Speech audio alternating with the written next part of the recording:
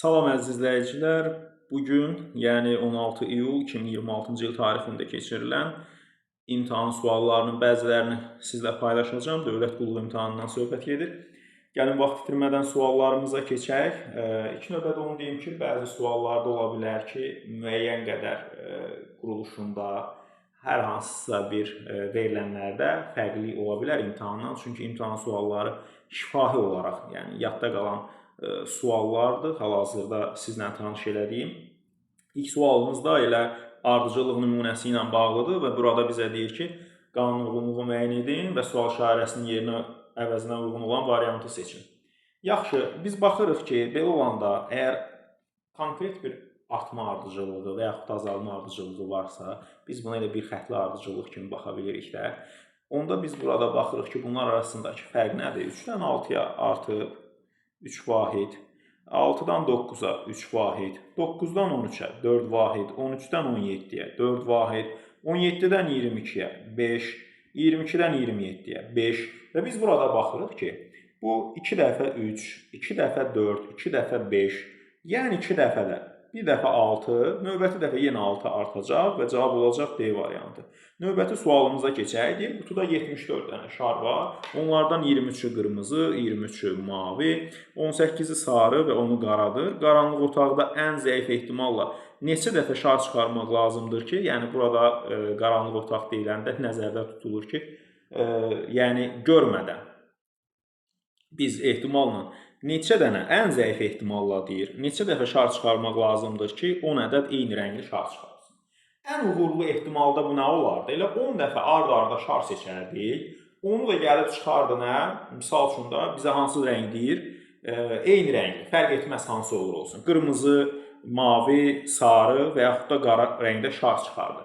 Bu ehtimalla da bunun ard-arda eyni şarların çıxmağı ehtimalla da bilirik ki, çox böyük ehtimaldır. Amma ki, daha doğrusu çox kiçik ehtimaldır. Amma ki, burada da bizdən ən zəif ehtimal deyir.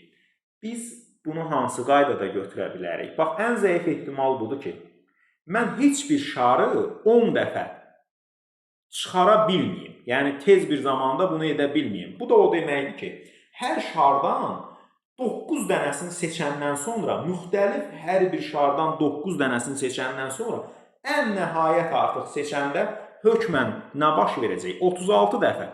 Hər 4 rəngdə şar var. Hər birindən 9 dənəsini çıxartdıq, 9 dənəsini çıxartdıq, 9 dənəsini çıxartdıq, 9 dənəsini çıxartdıq. Yəni 4 vur 9 sayda. Düzdürmü? Bu qədər şarları çıxarandan sonra isə artıq hansı şarı çıxarırıqsa çıxaraq o nə olacaq? Hansısa bir rəng 10-cu dəfə çıxacaq da. Bu o deməkdir ki, bu da plus 1. Hər dəfə bu 9 sayıları, yəni 4 vur 9, 36 plus 1, bu edəcək 37. Növbəti sualımızda deyir ki, müvafiq olaraq hər öncəki iki həddi ardıcıllıqla bir-birindən çıxıb növbəti sırada yazılır. Aşağıdakı ardıcıllığın ilk 42 həddində neçə mənfi ədəd işarələnir? Və indi biz burada baxırıq ki, bu ardıcıllığı bir balaca da davam elətdirsək, misal üçün, 1-dən 2 çıxıb ki, burada da qeyd olunub mənfi 1. 2-dən mənfi 1 çıxıb 2, diqqətli olaq bu şeylərdə, çıx mənfi 1. Mənfi mənfiyə dəyib olub nə? Müsbət. Yəni 2 plus 1 olub 3. İndi biz burada baxırıq ki, mənfi 1-dən çıxıb 3, mənfi 4. İndi 3-dən mənfi 4 çıxsaq, olacaq tutaq ki, deyirəm bu 7. Növbəti dəfə sayımız nə olacaq? Mənfi 4-dən çıx 7, mənfi 11. Fikir verdiksə, bu hər dəfədə elə bu cür davam eləyəcək. Bir dəfə müsbət, bir dəfə, daha doğrusu bir dəfə mənfi, bir dəfə müsbət. Bir dəfə mənfi, bir dəfə müsbət. Bizdən də 42-ci həddi deyir də. 42 dənə həddi götürək, amma ilk növbədə başdan bu ikini çıxaraq. Çünki burada ardıcıllıq yoxdur. Başdan bu ikini çıxardaq. Yerdə qaldı nə? 40 dənə. Bu 40 dənənin də müvafiq ardıcıllıqla birincisi mənfi, ikincisi müsbət. Mənfi, müsbət. Sayda cüt sayda olduğuna görə onsuz da hər ikisindən biri mənfi, biri müsbətdir. Elə tən 2-yə bölək və salam. Misal üçün 43-cü say desəydi nə baş verərdi? 43-cü say desəydi, artıq burada bu 2-ni çıxandan sonra biz bilirik ki, mənfilərin sayı bir vahid çox olacaq. Onda artıq götürəcəkdik ki, 21 dənə də mənfi var. Amma hal-hazırda bu iki sayı çıxdıq 40-dan, qaldı 42-dən, qaldı 40. 42-də 2-yə böldük, oldu 20. Keçək növbətisinə. 1, 5, 10, 20, 50 manat əskinasları 2-2 götürməklə əldə olunan məbləğlərdən nə qədəri 36-dan az olar? İndi mən burada baxıram ki, mümkün ehtimallar nə qədərdir? Tutaq ki, 1 ilə 5-i götürürsən, 1 ilə 10-u götürürsən, 1 ilə 20-ni götürürsən, 1 ilə 50-ni götürürsən. Mümkün ehtimalların sayı, yəni bunların sayını 5 vur, misal üçün, daha doğrusu, bunların hər birinin sayını 2 ehtimalda götürsək, 10 dənə say çıxacaq da, mümkün ehtimalların sayı 10 dənədir. 10 dənə ehtimallardan da, baxaq görək, neçəsi 36 manatdan az olacaq? 1 ilə 5, 36-dan, bu elə bir sayda burada əskinaslardan, məbləğdən söhbət gedir ki, onu elə şifahi qaydada da hesablamaq olur da, gəlin heç bir şeydən istifadə eləməyək, xüsusi bir qaydadan da istifadə etməyək. Sadəcə burada 1 ilə 5-i görürəm ki, bəli, 36-dan azdır, 1 ilə 10 da, 1 ilə 20 də, amma 1 ilə 50 deyil, düzdürmü? Burada mümkün olan hallar nə oldu? Misal üçün 3 dənə. Sonra 5 ilə 10-u götürürəm, 5 ilə 20-ni götürürəm. Bu da oldu 2 dənə. Bir də 10 ilə 20-ni götürürəm, bu da bir. Ümumi say gəldi nəyə çıxdı? 6-ya. Deməli, 10-dan 6-sı. Və indi burada bunları da ixtisar eləsək, 5-də 3 olar. İndi yenə də deyirəm, şərtlərdə müəyyən qədər fərqliliklər ola bilər, bu normaldır. Əsas məsələ nədir? Sualın mahiyyətini sizə çatdırmaq. Yəni, hansı tipdə sual düşüb, onu sizə çatdırmaq. Sinifdəki şagirdlərin 80% riyaziyyatı sevir. 25% biologiyanı, 10% hər ikisi. Bunu bir Eylel-Venn diaqramını da çəksəm, yenə də rahatdır göstərmək. Tutaq ki, deyirəm də, bu, ümumi bu 80-dirsə, 10 da hər ikisinə düşəcək 10%. Deməli, bura 10% yazsam, 25-in 10-u buradadırsa, bura oldu nə? 15. Bu birisi də oldu nə? 70 belə başa düşürəm ki. Düzdürmü? İndi bizdən də deyir ki, heç birini sevməyənlər də ümumi olaraq götürsək, burada 95% var və yerdə qalan 5% də heç birini sevmir. Mən indi fikirləşirəm ki, bax, 70% insan sayıdır da, deməli bir natural ədəd olmalıdır da, 70% neçəsə insandır, 10% neçəsə insandır, 15% neçəsə insandır. Ən sadə dildə desək, biz bunların bir əkobunu tapmalıyıq. Bunların da bu əkobu nə olacaq? 5. Belə çıxır ki, yəni maksimum bir insan ən kiçik halda deyirəm də 5% ola bilər. Yəni bir insanın 5% elədiyini bildik. Ən çoxu desəydi, bu hansısa bir ədəd almaq, yəni sonsuzluğa gedir də, ən azı deyir axı. Biz bunu görürük ki, onda belə çıxır ki, bir nəfər şəxs 5% ola bilər. Onda belə çıxır ki, bu %5, ixtisar eləsək nə olur? 20-də 1.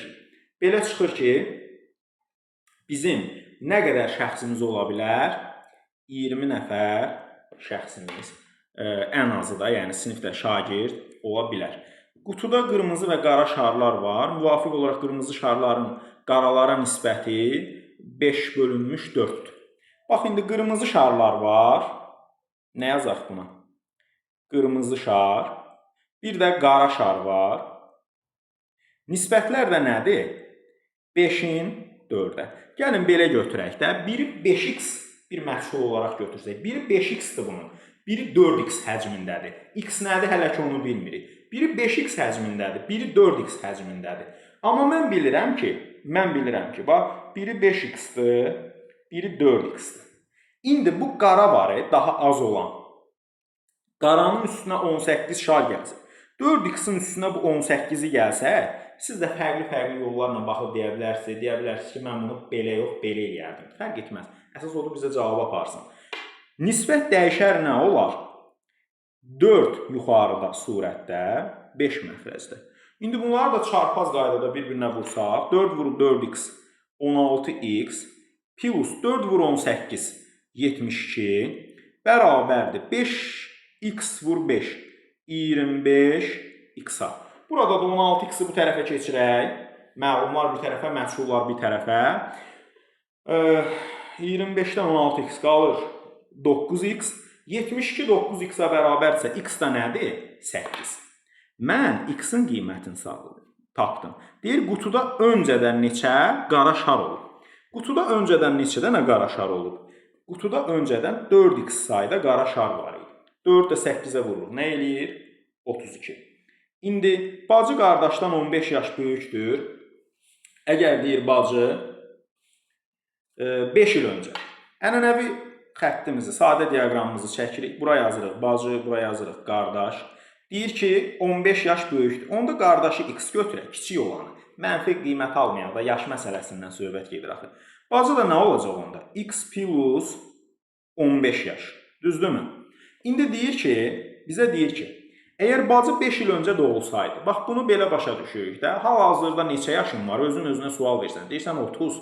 5 il əvvəldə olsaydın, təvəllüdündən ötürü fikirləşdin, 5 il əvvəldə olsaydın, əlbəttə ki 5 yaş daha çox olardı da yaşın. Bu da indi bacı 5 il əvvəl doğulubsa, bacının yaşı olacaq onda nə? X plus 20. Yəni x plus 15-in üstünə bir də 5 gəldim. Qardaş 3 il əvvəl anadan olsaydı nə olacaq? X plus 3. Desəydi 3 il sonra anadan olacaq, x çıxış olardı. Deyir ki, bunların yaşları, bacının yaşı, yəni x plus 20 bərabərdir 2 dəfə. Bunun 2 mislinə bərabərdir. 2, yəni x plus 3-ə. Mötərizəndə gəl, indi burada yer yoxdur biraz. X plus 20-ni yazaq, bərabərdir 2x plus 6-ya. Bu plus 6-nı bu tərəfə keçirdərəm, müsbət x-i də bu tərəfə. Müsbət x bu tərəfə keçər, olar mənfi x. 2x-dan x çıxdım, qaldı x. Müsbət 6 bu tərəfə keçər, olar mənfi 6. Bu da eləyər onda nə? 14. X 14-dür. X kimin yaşıdır? Qardaşın yaşı. Bacı da bundan 15 yaş böyüdürsə, 14-ün üstünə 15 gəlirəm. Eləyir nə? 29. Keçək bir sonraki sualımıza. Burada baxırıq ki, böyük olan fiqurdan ortancıl fiquru, yəni ortada yerləşən fiquru neyinirik? Bunları bir-birinə vururuq. 4 vuruş 12. Üstə gəlirəm bir də ortadakı bu 4 bucağına. Elədi 16. Yenə də baxıram. Bax, 3-ü 3-ə vururam. Böyük, bir də ortadakı fiquru bir-birinə vurdum 9. Üstünə yenə gəldim ortadakı 3, 12. İndi burada da baxıram ki, 6-dır, ortada da 3. 6-nı 3-ə vururam, nə eləyir? 18. Üstünə də 4 gəlirəm, 22. Burada da deyir ki, qanun uyğunluğu müəyyən edin, sual işarəsinin yerinə uyğun olan variantı seçin. A, B nəyə bərabərdir? Müvafiq ardıcıllıqla. Fikir verin, 4 ilə 9-u birinci toplayaram. Eləyər 13. Vuraram 2-yə 26. 4 ilə 9-u bir-birinə vuraram 36. Bölərəm 2-yə 18. 3 ilə 8-i dedik birinci nə edirik? Toplayırıq. 11 vururuq 2-yə 22. 3 ilə 8-i bir-birinə vururuq 24. Bölürük 2-yə 12. 5 ilə 4 də həmçinin. Burada misal üçün bu sonuncunu şərti olaraq götürmüşəm. Əsas o da onun mahiyyətini izah etmək üçün. Tam rəqəmlərin hamısı yadda qalmadığına görə. 5 ilə 4. Burada deyirik ki, toplayırıq 2-yə vururuq 18. Vururuq 2-yə bölürük 10. İndi burada A ilə B hansı ədədlərdir ki, biz onları belə deyək. Birinci bir-birinə vurub 2-yə bölsək 57. Deməli, onda A vur B nəyə bərabərdir? 114-ə. 114-ü götürüb qıraqda elə vuruqlara da ayırsaz, görərsiniz ki, ondan hansı vuruqlar çıxır. Və yaxud da ki, bunları toplayanda nə eləyir? Cəmi 25. Düzdür? Çünki toplayıb 2-yə vuranda 50. Bu da müvafiq olaraq 6-19 cavabını çıxarır. Sonra, qanun uyğunluğu müəyyən edin, işarənin yerinə uyğun olan variantı seçin. Fikir verirsinizsə, hər sətirdə bir-birindən fərqli fiqurlar var. Romb, kvadrat, dairə. Dairə, romb, kvadrat. Hər sütunda da bu şərt gözlənilir. Düzdürmü? Bir də onların içərisində yenə də bir-birindən fərqli işarələr var. Plus işarəsi, vurma işarəsi, bir də yuxarı sağa istiqamətlənən ox işarəsi. Düzdürmü? Onda biz bunlara baxaq görək burada çatışmayan nədir? Burada çatışmayan rombdur. Həmçinin onun içərisində də nə var? Onun içərisində də çatışmayan nədir? Ox işarəsidir. Yəni bunlar olacaq. Cavab Y variantı. Belə, ümid edirəm ki, izahlar sizin üçün faydalı olacaq. Diqqətiniz üçün təşəkkür edirəm.